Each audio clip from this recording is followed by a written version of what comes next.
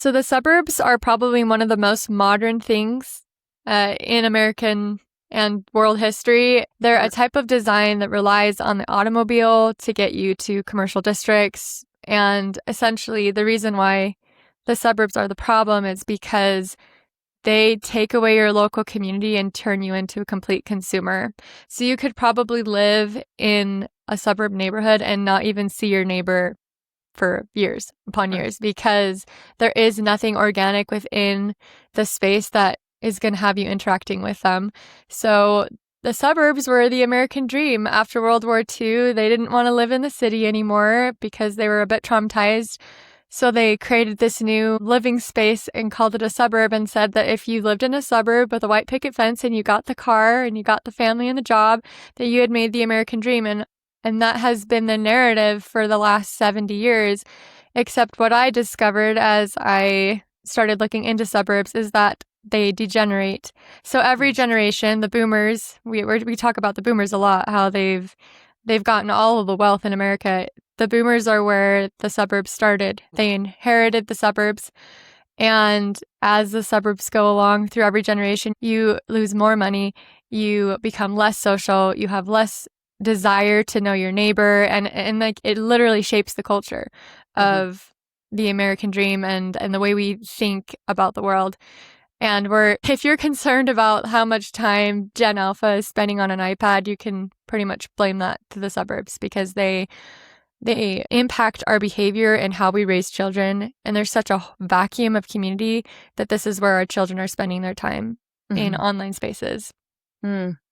Yeah, I think, my entry point in was really like from a neighborly perspective, really noticing like, why is it that my neighbors actually just feel like a bunch of homes? I don't know the people living in it. And this deeper dive to like get to know my neighbors and noticing like how disruptive it felt to the new status quo. But I remember a time when I was younger where like that wasn't the case.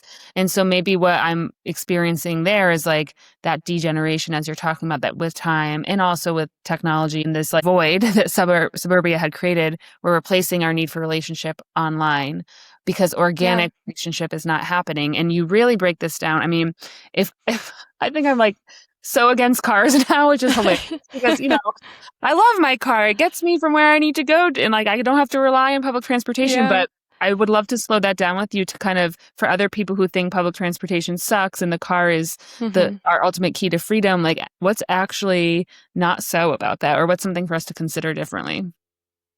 You really, once you figure out car dependence, you like come out of the matrix.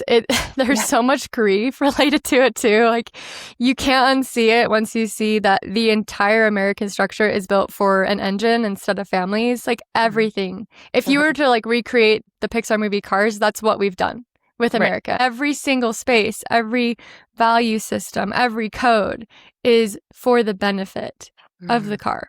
And this is why all of our public spaces look like parking lots. Well, yeah. I mean, there was like to kind of take that idea and blow it out a little bit more. One of the things you were going through in one of the chapters is like just visually the impact of that, but environmentally the impact of that, then on our health, like there's all these ripple effects, right? So like we'll get to kind of some ideas and solutions in a moment, but to really like emphasize the problem here. So my understanding is like car dependence was really purposefully created by the car companies, if I understood that correctly in the timeline. And so then what we now experience today is like all this infrastructure, as you're saying, built around cars getting from place to place. But in doing so, we have to cut down trees. We have billboards that are like inundating us as we drive from place to place. Like all the visual cues around us are really car focused. Is that like, what else would you say about that? Well, I just think that it takes a lot of discipline to live in America because of car-centric design. Sociality, you have to go to your neighbor and knock on their door and invite them over for dinner. Physical health, you have to buy a gym membership because you're never walking anywhere and you're always in a car. The trees issue, right? The infrastructure required to build for a car is so expensive and it's so much space. There's just acres and acres of land that you need for cars that you don't need for a human being. And so we just cut down trees willy-nilly because we need the car to get to a space faster and we're doing it for the sake of safety, right? We don't need that tree anymore because if you're going a certain speed, you don't want to get hit by the tree. And Mhm. from an engineering perspective in a car-centric design, you would say yes. But if you were in a human scale design, you would need that tree because that tree would provide you shade, that tree would provide you beauty, and you are outside. And so that's a legitimate need that you need. Trees are a part of infrastructure and they become absolutely obsolete when you are planning for a car.